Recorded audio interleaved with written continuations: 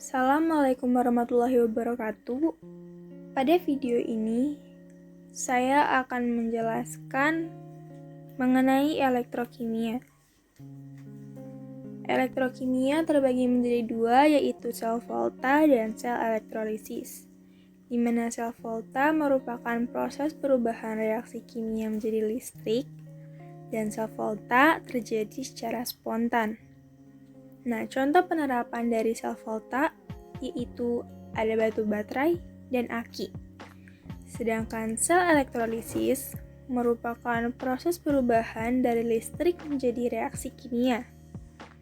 Sel elektrolisis juga terjadi secara tidak spontan.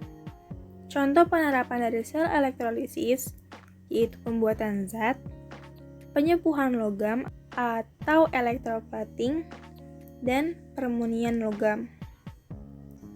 Baik sel volta dan sel elektrolisis merupakan reaksi redoks, yaitu reaksi reduksi oksidasi, di mana reduksi pada sel volta maupun sel elektrolisis biasa disebut juga dengan katoda, dan oksidasi pada sel volta dan sel elektrolisis biasa dikenal juga dengan sebutan anoda. Selanjutnya, kita akan membahas mengenai sel volta. Ciri-ciri sel volta. Katoda atau yang mengalami reduksi terjadi di kutub positif dan anodanya ini merupakan kutub negatif. Di sel volta terdapat potensial sel yang dirumuskan dengan potensial reduksi dikurang potensial oksidasi. Nah, potensial sel ini berhubungan dengan deret volta, di mana deret volta ini semakin ke kiri, nilainya itu semakin oksidasi atau semakin mudah mengalami oksidasi. Dan semakin ke kanan, dia itu semakin mudah mengalami reduksi. Kita ambil contoh Fe dan Ni. Fe berada di sebelah kiri dan Ni sebelah kanan. Berarti Fe ini bertindak sebagai oksidasi dan Ni sebagai reduksi. Jika kita mau cari potensial selnya, berarti di sini potensial yang mengalami reduksi dikurang potensial yang mengalami oksidasi. Yang bertindak sebagai reduksi Ni berarti potensial sel sama dengan potensial reduksi atau potensial Ni dikurang potensial oksidasi atau potensial Fe. Kita langsung lanjut aja ke contoh soal. Nomor 1, suatu sel volta terdiri dari elektrode besi dan tembaga. Fe2+ ditambah 2 elektron menjadi Fe dengan potensial selnya min 0,44 volt. Dan Cu2+ ditambah 2E menjadi Cu dengan potensial selnya plus 0,34 volt. Tentukan A. Reaksi yang terjadi di anoda dan katoda, B. Nilai potensial selnya, dan C. Notasi selnya. Berarti kita kerjakan dulu yang A. A. Reaksi yang terjadi di anoda dan katoda. Berarti kita harus tentuin dulu dong katoda dan anodanya. Di teori tadi kita tahu katoda memiliki potensial sel yang lebih besar dibanding dengan anoda. Berarti yang bertindak sebagai katoda di sini ialah Cu. Karena dia mempunyai potensial selnya yang positif atau lebih besar dari si Fe ini. Berarti yang bertindak sebagai katoda Cu, kita tulis ya, Cu 2+ ditambah 2 elektron menjadi Cu. Dan yang bertindak sebagai anoda berarti yang bertindak sebagai anoda si Fe. kita tulis. Karena dia bertindak sebagai anoda, dia itu harus dibalik. Kenapa? Karena reaksi yang di sini itu merupakan reaksi reduksi. Untuk oksidasi dia harus dibalik. Kalau dibalik berarti potensialnya ini juga berubah menjadi positif ya. Fe menjadi Fe2+ tambah 2 elektron. Kemudian kita tambahin, ini kita tulis dulu juga potensial selnya yang Cu plus 0,34 volt, dan yang anoda karena tadi dia udah dibalik berarti dia menjadi plus 0,44 volt ya, dia ditambahin.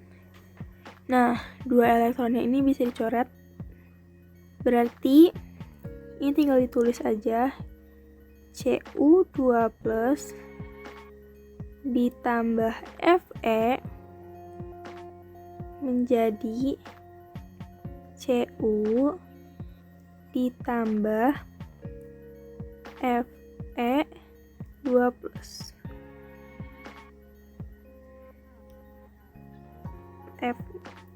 Nah, jadinya Cu2+ ditambah Fe menjadi Cu ditambah Fe2+.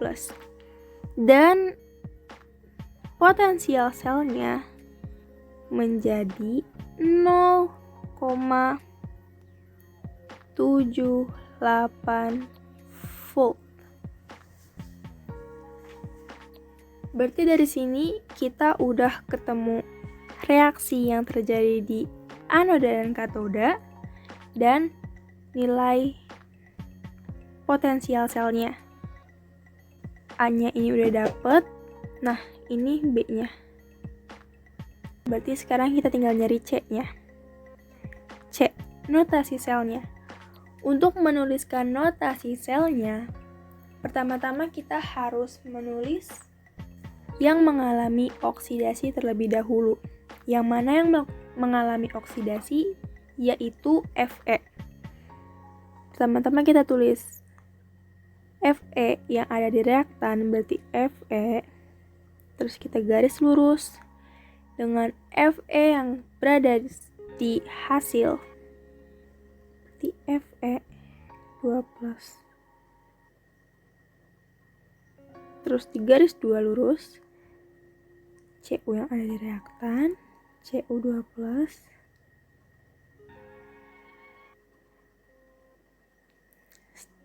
garis lurus lagi Cu yang ada di hasil. Nah, ini notasi selnya. Selanjutnya kita akan membahas sel elektrolisis. Ciri-ciri sel elektrolisis yaitu katodanya berada di kutub negatif dan anodanya berada di kutub positif. Ya, dia kebalikan dari sel Volta ya. Nah, adapun yang perlu diperhatikan dari sel elektrolisis ini dalam menentukan katoda tidak bergantung pada jenis elektroda. Jadi kita harus ngeliat dari elektrolitnya, apakah dia larutan atau apakah dia lelehan. Jika dia larutan, kita cek kationnya. Kalau dia termasuk logam reaktif atau golongan 1A, 2A, Al dan Mn, berarti nanti dia reaksi di katodanya itu memakai 2H2O ditambah 2 elektron menjadi H2 ditambah 2 OH-. Kalau kationnya itu merupakan asam atau ion H+, berarti reaksinya menjadi 2H+ ditambah 2 elektron menjadi H2. Dan jika kationnya itu merupakan ion-ion logam yang kurang reaktif, yang bukan 1A, 2A, Al, Mn, dan H, berarti dia pakai Mn plus ditambah N elektron menjadi M. Nah, itu kalau larutan. Kalau dia lelehan, bentuknya cuma satu, yaitu Mn plus ditambah N elektron menjadi M. Kalau buat menentukan reaksi di anoda, kalau di anoda kita pasti bergantung pada jenis elektrodanya. Jadi kita harus ngelihat elektrodanya itu inert atau non-inert. Dia disebut inert kalau elektrodanya itu PTCAU. Nah, jadi kita harus lihat dulu nih, dia PTCAU apa bukan. Kalau misalnya iya, kita cek lagi anionnya. Nah, setelah dicek ternyata kita dapat anionnya itu termasuk ion-ion poliatomik yang kayak NO3-, SO4-2-, berarti nanti reaksinya menjadi 2H2O menjadi O2 ditambah 4H+ ditambah 4 elektron.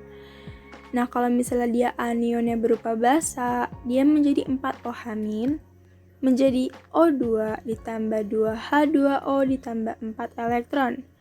Dan kalau misalnya anionnya itu berupa halida kayak Br terus I gitu, dia menjadi 2Xn- menjadi X2 ditambah 2 elektron. Langsung aja ke contoh soalnya. Tuliskan reaksi katoda dan anoda pada elektrolisis larutan CuSO4 dengan katoda C dan anoda Ag. Nah, berarti di sini dia merupakan larutan dengan katoda C dan anoda Ag. Kita cari kationnya. Untuk mencari kation, kita harus melihat elektrolitnya. Kita nggak lihat elektrodanya kan, berarti di sini dia katoda C itu nggak berpengaruh terhadap kationnya.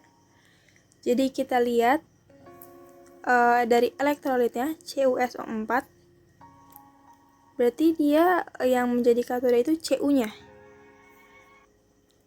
Nah, Cu ini bukan merupakan golongan 1A, 2A, Al, dan Mn, bukan juga asam, berarti dia itu termasuk ion logam kurang reaktif.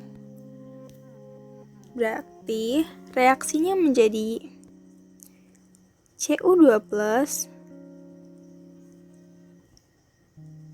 ditambah 2 elektron menjadi Cu. Nah, anodanya sekarang. Di sini anodanya itu merupakan Ag. Kita lihat Ag ini termasuk apa? Inert apa bukan? Ternyata Ag ini bukan inert atau non-inert, sehingga reaksinya ini menjadi Ag menjadi Ag plus elektron. Nah, habis itu kita harus tambahin. Tapi karena elektronnya ini berbeda, berarti ini yang ini kita kali 1, yang ini kita kali 2. Biar elektronnya bisa dicoret. Berarti ini Cu2+ ditambah 2 elektron menjadi Cu, dan yang di bawahnya dikali 2 Ag menjadi 2 Ag plus ditambah 2 elektron. Nah, sekarang elektronnya bisa dicoret. Tinggal ditambahin deh. Berarti dia Cu2+ ditambah 2Ag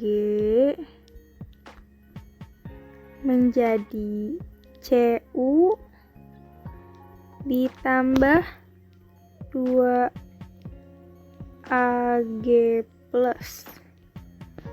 Nah, ini dia hasil reaksi katoda dan anoda pada elektrolisis larutan CuSO4 dengan katoda C dan anoda Ag. Selanjutnya, contoh soal yang kedua. Tuliskan reaksi katoda dan anoda pada elektrolisis lelehan CaCl2. Nah, dia lelehan CaCl2 ya, ingat. Kita jabarin dulu.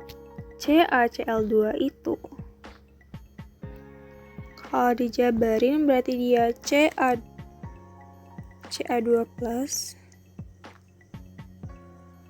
ditambah 2Cl-.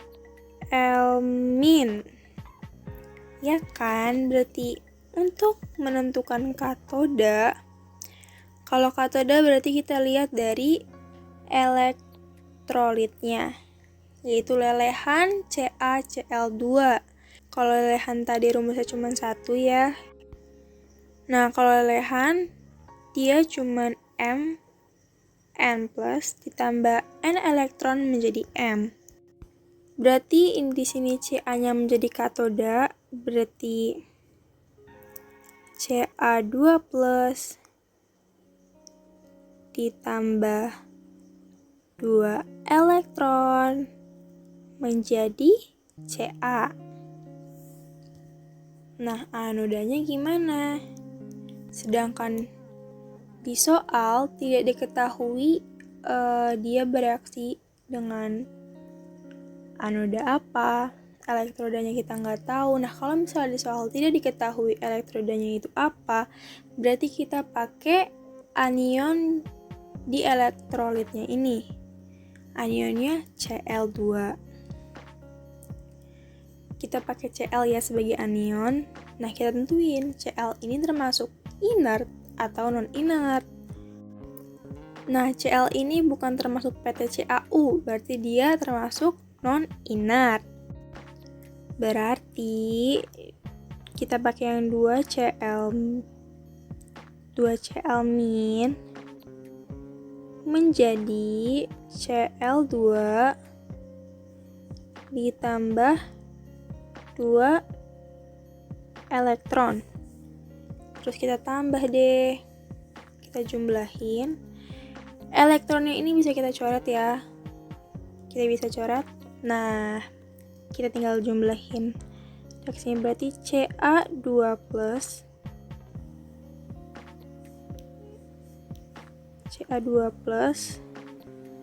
ditambah 2Cl- menjadi Ca ditambah Cl2. Nah, ini dia reaksi katoda dan anoda pada elektrolisis lelehan CaCl2. Sekian penjelasan singkat dari saya. Kurang lebihnya mohon maaf. Semoga video ini bisa menjadi bermanfaat untuk yang menonton. Wabillahi taufiq wal hidayah. Wassalamualaikum warahmatullahi wabarakatuh. Terima kasih.